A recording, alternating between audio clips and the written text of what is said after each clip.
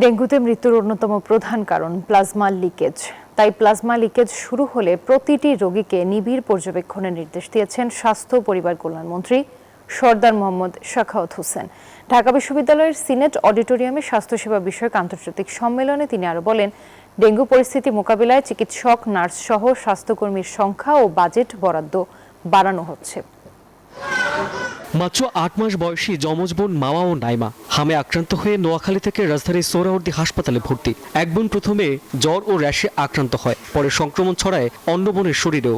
আবার হামের যে লক্ষণগুলো ওগুলো দেখা দিয়েছে, তারপর আবার আমরা হসপিটালে নিয়ে আসছি, দেখাইছি, আর ডাক্তার বলছে যে ওদের দুইজনকে ইমার্জেন্সি ঢাকা নিয়ে আসতে, তো ঢাকা নিয়ে আসছি।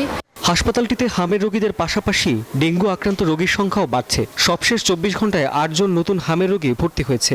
নতুন ডেঙ্গু রোগী ভর্তি হয়েছে ১৭ জন। একই সময় হাম ও ডেঙ্গু সংক্রমণ বৃদ্ধিতে উদ্বিগ্ন রোগী ও তাদের স্বজনরা। বাসা ছিল দুদিন জ্বর আর কমে না কমার কারণে আমি আবার রক্ত পরীক্ষা করলাম, পরীক্ষার পরে দিয়ে যাবে ডেঙ্গু ধরা গেছে। এমন শরীর ব্যথা হয়েছে, আমি পাও দিয়ে পাড়া দিতে পারি না, হাত মুট করতে পারি না, মাথা খাড়া করতে পারি না। ৩০ তারিখে ঢুকছি, ঢোকার পরে পাশে ইনলে আঁকতো না, বাইরে নিয়ে আইসিতে ভর্তি করতে কইছি। খুব চেষ্টা করছি, আইসি পাইনি। চিকিৎসকরা বলছেন, ডেঙ্গু রোগীর জ্বর কমার পরের ৪৮ থেকে ৭২ ঘন্টা সংকটপূর্ণ সময়। সচেতনতা থেকে প্রয়োজনীয় চিকিৎসা নিশ্চিত করা গেলে মৃত্যু ঝুঁকি কমানো সম্ভব। আর টিকাদানের মাধ্যমে হামজনিত মৃত্যু আরও কমে আসবে বলে আশাবাদী তারা। প্লেটলেট কাউন্ট নিয়ে আসলে মানুষ ভয় না পেয়ে হেমাটোক্রিট বলে একটা অংশ আছে, যেটা ডাক্তাররা নির্ধারণ করেন এবং এটাকে দেখে দেখে এই প্লাজমা লিকেজের ম্যানেজমেন্টটা করে থাকেন। এটা যদি সঠিক সময় করা যায় তাহলে ডেঙ্গুতে মৃত্যু ঝুঁকির কোনো কারণ থাকবে না। এদিকে স্বাধীনতা ৫৩ বছরেও জাতিকে উন্নত দেশের মতো চিকিৎসা সেবা দিতে না পারা দুঃখজনক বলে মন্তব্য করেছেন স্বাস্থ্যমন্ত্রী। ডেঙ্গু মোকাবেলায় চিকিৎসকদের ধৈর্য ধরে সেবা দেওয়ার আহ্বান জানান তিনি।